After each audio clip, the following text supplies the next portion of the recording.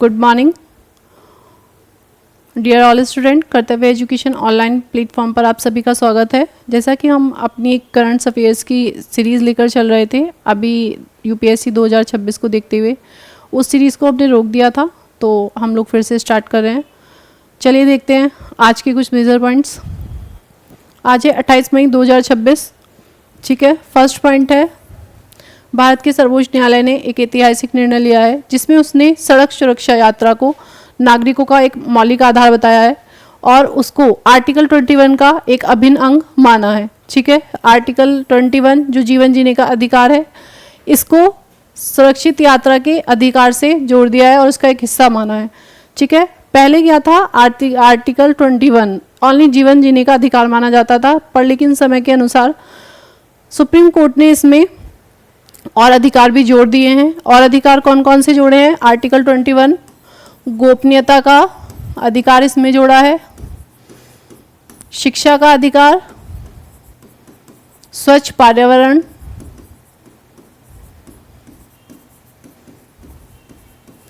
स्वच्छ पर्यावरण का अधिकार और अभी करंट में सड़क सुरक्षा यात्रा।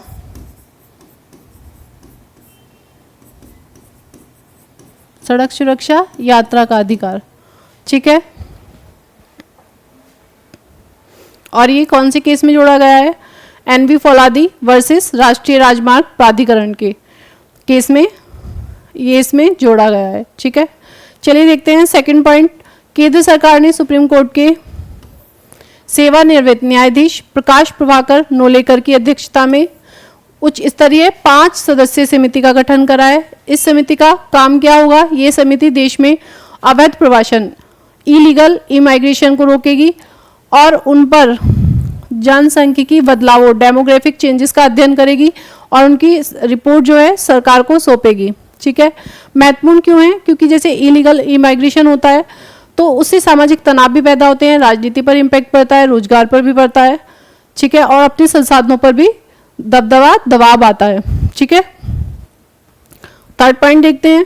नई दिल्ली में आयोजित 11वीं क्वाड विदेश मंत्रियों की बैठक के भारत और अमेरिका ने महत्वपूर्ण दुर्लभ खनिजों, critical and rare earth minerals की सुरक्षित निर्बाध आपूर्ति श्रृंखला को सुनिश्चित करने के लिए ऐतिहासिक द्विपक्षीय फ्रेमवर्क पर हस्ताक्षर करे हैं। इट मीन्स अपनी जो क्रिटिकल और रेयर अर्थ मिनरल्स हैं उनकी सुरक्षा के लिए, क्योंकि अभी जो सबसे ज़्यादा दबदबा है वो चीन का है रेयर अर्थ प्रोसेसिंग पर। ठीक है, तो उसमें भारत और अमेरिका एक वैकल्पिक सप्लाई चेन जो है अपना देख रहा है।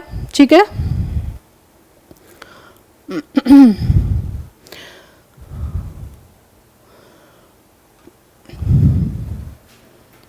थर्ड पॉइंट देखते हैं। इलेक्ट्रॉनिक्स और सूचना प्रौद्योगिकी मंत्रालय मिटी ने देश के डिजिटल गवर्नेंस इकोसिस्टम को मजबूत करने के लिए राष्ट्रीय डेटा गवर्नेंस फ्रेमवर्क की नीति का नया प्रारूप जारी किया है। ठीक है, नया प्रारूप जारी किया है।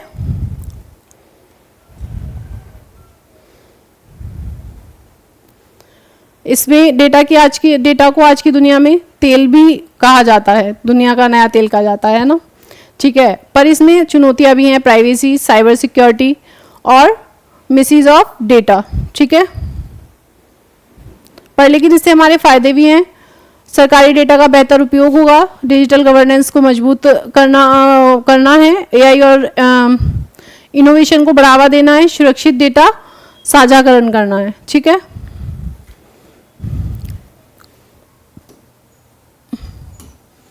नेक्स्ट पॉइंट देखते हैं। भारतीय रिजर्व बैंक आरबीआई ने अपनी central bank digital currency CBDC यानी डिजिटल रुपए ई रुपए का दायरा बढ़ाने के लिए इसमें प्रोग्रामेबिलिटी फीचर शामिल किया है। इसमें बिना इंटरनेट वाले ग्रामीण और जनजातीय इलाकों में विशिष्ट वित्तीय लाभों जैसे कृषि सब्सिडी को लक्षित लाभार्थियों तक बिना किसी दुरुपयोग के पहुंचाया जा सकेगा।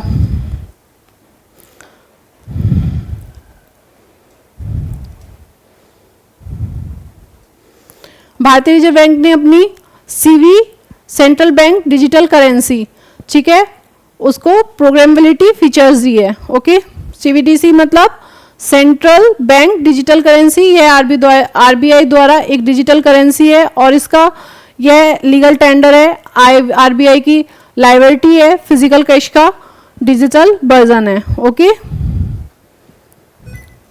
और प्रोग्रामेबिलिटी फीचर्स का क्या है? इस फीचर्स के तहत सरकार पैसे के उपयोग को विशिष्ट उद्देश्य के लिए निर्धारित कर सकती है। यदि किसानों को कृषि सब्सिडी दी जाए तो वो पैसा ओनली बीज और खाद के उत्पादन में ही उपयोग हो, अन्य किसी दूसरे कार्य में नहीं होगा। ठीक है,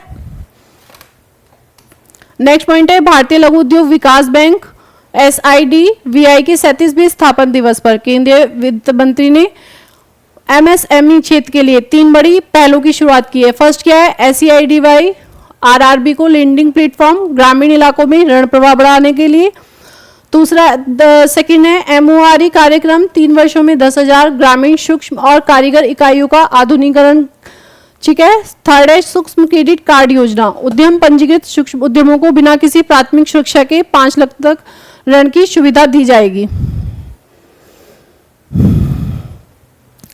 नेक्स्ट पॉइंट है लद्दाख की उपराज्यपाल ने ONGC के साथ चल रहे समझौता ज्ञापन MOU को 5 साल का विस्तार दिया है और इसके तहत चीन के बाहर दुनिया का सबसे बड़ा signal location battery storage deployment, ठीक है, 3.37 गीगावाट घंटा पर क्षमता है इसकी, स्थापित किया जा रहा है और जो भारत की ग्रिड और नवीनीकरण ऊर्जा लक्ष्य के लिए मील का पत्थर होगा।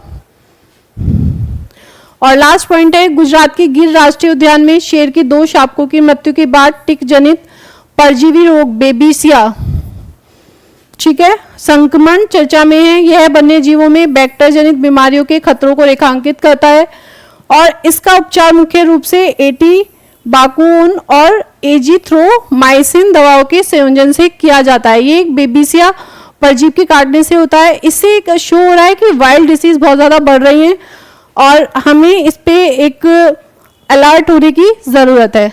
ठीक है, आज के ये कुछ पॉइंट्स से चलिए मिलते हैं कल, देखते हैं कल के कुछ पॉइंट्स। Okay, thank you.